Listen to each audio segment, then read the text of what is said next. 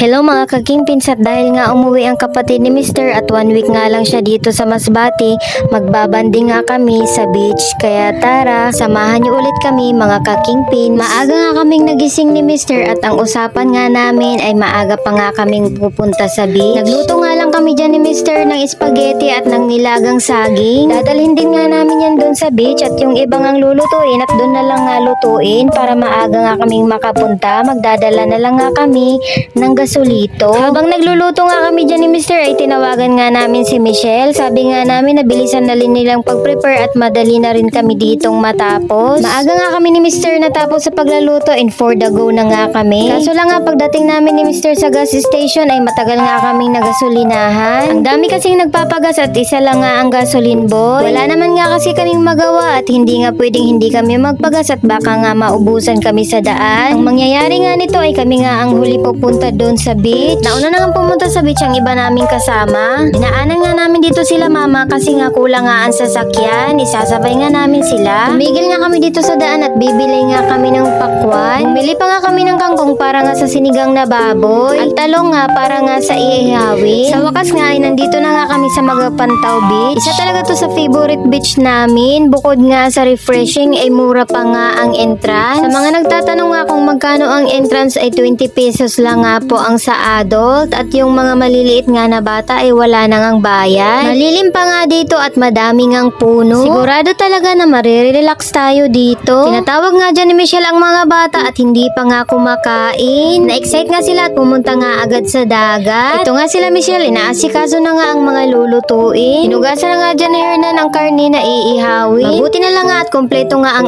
aming mga dala, pati nga yung mga ingredients. Gabi pa lang nga kasi ay nilista na nga namin ang aming mga dadalhin para nga wala nga kaming makalimutan. Kasi nga minsan kapag on the spot ka na nga mag-prepare ng mga dadalhin nyo ay kadalasan nga marami ngang naiiwan. Masakit pa naman maiwan, charot. Ito nga si Papa, binabalatan na nga ang lulutuin na langka na ginataan. Libre na naman nga yung langka na yan at pinitis lang nga yan namin sa gilid ng aming bahay. Laking tulong talaga kapag may sarili talaga kayong tanim. Ika nga nila kapag may itinanim ay aanihin. Ang sweet nga dito ng magkapatid. Ayaw na nga kumain ni Panday at busog na nga siya. Kaya nga si Benji na lang nga ang uubos ng kanyang kinakain. Sabi nga nila bawal nga magsayang ng pagkain. At maraming ang taong nagugutom. Ang ganda talaga ng spot na napili namin kasi yung spot nga doon sa kabila ay ang daming ang puno ng niyog. Siyempre advance nga tayo mag-isip at baka nga may malaglag na niyog. Dapat hindi lang nga ang pag-i-enjoy ang isipin natin. Dapat isipin din natin na safety dapat tayo. Sabi nga, prevention is better than cure. Ito nga si Papa, kinakain nga yung mga tira-tira ng mga apo niya. Ganito talaga siya kasi nga bawal nga ang magsayang ng pagkain. May kasabihan nga tayo na kapag nagsasayang nga tayo ng pagkain ay mailap nga ang blessing sa atin. Kumuha na nga ako dito ng GSM Blue Ice at Tang at iinom nga kami ng aking mga bilas. Ngayon lang din naman kami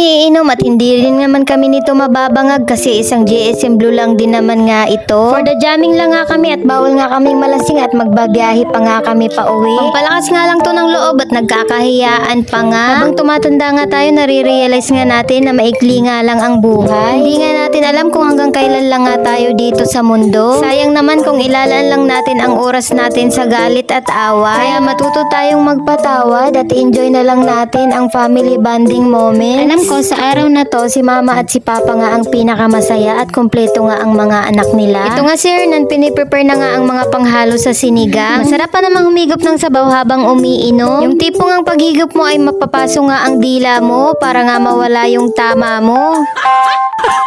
Ito din si Harold, tama ngang ihaw-ihaw lang ng palad. Ayun nga ang mga bata, enjoy nga sa pangunguha nga ng mga shell. Mabuti na lang nga at hindi nga malaki ngayon ang tubig. Sakto nga sa pagliligo ng mga bata. Tamang usapan lang nga kami dito at tawanan. At ito nga si Mama, nalasing yata kahit hindi nga umiinom.